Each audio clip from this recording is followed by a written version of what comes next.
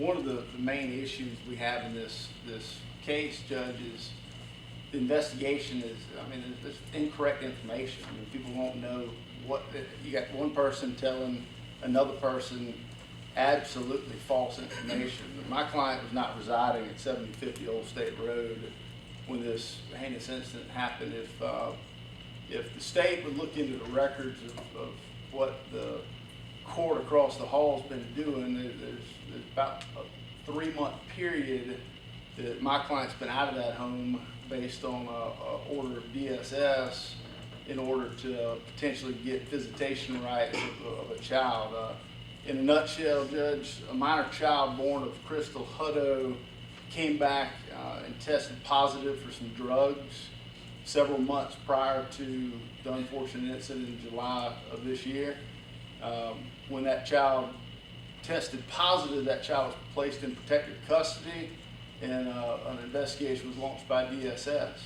At that point, DSS informed Mr. Wright that if he wished to establish paternity and seek custody, or more likely visitation rights, or help this child be placed with one of his family members, then he would have to refrain from living with Ms. Hutto. Since that time, he's lived elsewhere. Since that time, the sheriff's office is aware that he's kept a different address. He's several witnesses they've spoken to confirm that he lived at this other address. The incident night where these children, unfortunately, and Ms. Hutto, unfortunately, departed this world, he was at Walmart buying a coffee table and on video, followed by going by Piggly Wiggly and buying supper and returning back to this other residence. I believe the investigators told him, unless they're lying to him, that they've gotten the video that confirmed that's why he's not a suspect in the murder. He submitted to a lie detector test to confirm he wasn't at the scene at the time, and everybody's told him he's passed that lie detector test. Himself and through me have given as many potential leads as we possibly know how, Judge, to give them to assist in the murder case. But ultimately, you know, we see headlines and you know, what's being told to the public is we've got the man responsible for the deaths of these kids. We don't have that man in custody, not that we know of, because nobody's been charged for murder. Nobody will establish, there's no evidence that my client's ever had custody of any of these kids. There's no evidence that my client's ever even spent one night with any of these kids. The Sheriff's Office is pressing on the defendant to have the defendant solve this case. The Sheriff's Office has been done talking to Mr. Wright. The Sheriff's Office has had enough of his lies and misinformation. They don't want to talk to him, quite frankly. So that's not why they're arresting him. They arrested him because they believe he's obstructed justice and he's committed other crimes. With regards to the warrants being facially invalid, or the indictments, that's an historical indictment. I've prosecuted those cases, tried those cases before.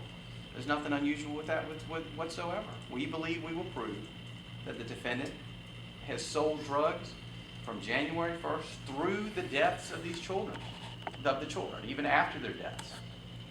It's a valid indictment. And finally, Mr. Williams said that you can go across the hall and get documentation that the defendant wasn't residing in the house.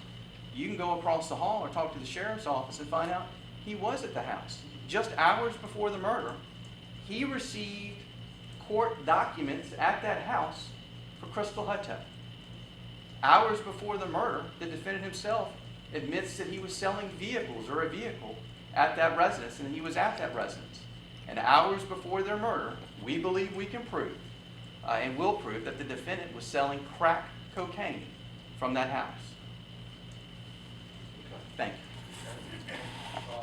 Just so y'all understand, I know the murders in the background of all this. I'm looking at the fact that he's out on bond trafficking cocaine, and then he's coming back before me with the charges for trafficking cocaine. Okay. And all these are arising, just so you understand, Your Honor, all these charges are arising on the same day. The allegation is that he's, you know, being served a warrant on the same day, on July 15th, and committing this new crime, which he's now being charged with on July 15th.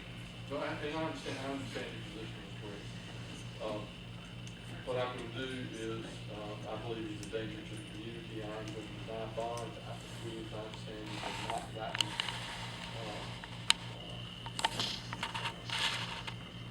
any of the, Rule 5 stuff from the sheriff's department on that.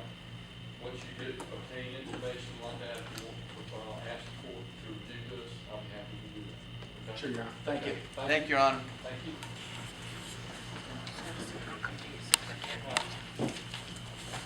Who's that? Carson Martin.